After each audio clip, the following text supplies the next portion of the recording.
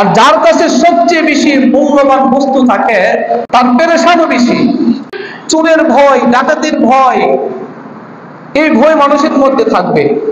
আর ঈমান যেহেতু সবচেয়ে বেশি মূল্যবান, সবচেয়ে বেশি দামি, এই জন্য মানুষের সবচেয়ে বড় চিরশত্রু ঈমানটাকে চুরি করে নেওয়ার জন্য বিভিন্ন ভাবে ষড়যন্ত্র করবে, বিভিন্ন ভাবে অত্যাচার করবে, কলা কৌশল দেখায়া মানুষের ঈমান নষ্ট করার চেষ্টা করবে। কথা ঠিক কিনা? এই জন্য মানুষের পিছনে ঈমান হরণ করার জন্য মানুষের সবচেয়ে বড় শত্রুকে শয়তান। সবচেয়ে বড় শত্রুকে শয়তান চিন্তা করছে একটা মানুষের কাছে সবচেয়ে মূল্যবান জিনিস হলো ঈমান, আর ঈমান যার মধ্যে থাকবে সে আল্লাহর জান্নাতে চলে যাবে। আর আমি তো প্রতিজ্ঞাবদ্ধ হয়েছি বনি আদমকে জান্নাতে দেওয়া যাবে না, জান্নাত থেকে কিভাবে দূরে রাখা যায়, জাহান্নামের উপযোগী কিভাবে করা যায়, এই প্রচেষ্টা সে সবসময় চালায়। এজন্য সর্বপ্রথম শয়তানের মিশন হলো ঈমানদারের ঈমান দিল থেকে যেন ঈমানটা চিরায় নেওয়া যায়। এজন্য শয়তান মাঝে মধ্যে মানুষের মধ্যে সোয়ার হয়। মানুষের মধ্যে শয়তান কি হয়? সোয়ার হয় মানুষের ঈমান নষ্ট করার জন্য।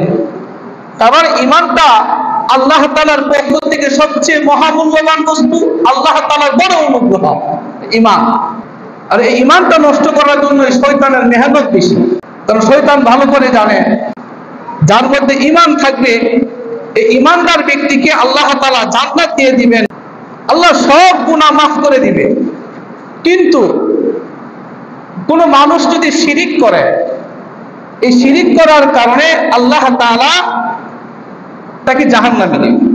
আল্লাহ তাআলা কুরআনুল কারীমে 114টা সূরা নাযিল করছেন। এই 114 খানা সূরা শুরু থেকে শেষ পর্যন্ত মনে প্রাণে বিশ্বাস যারা করবে তারা কি ঈমানদার। এই কুরআনুল কারীমে মানব জীবনের যা যা কিছু দরকার সব কিছু আল্লাহ তাআলা বর্ণনা করে দিয়েছেন। কুরআনুল কারীম মানুষের জন্য একটা ঐশী সংবিধান, যে বিধান মেনে চললে মানুষ দুনিয়াতেও শান্তি পাবে, আখিরাতেও কি পাবে? শান্তি পাবে। এই কোরআনের যদি একটা অক্ষরকে অবিশ্বাস করে, এই কোরআনের একটা অক্ষর যদি কেউ অবিশ্বাস করে না মানে, তাহলে তার ঈমান থাকবে না। কাফের হওয়ার জন্য পুরা কোরআন অস্বীকার করার শর্ত না।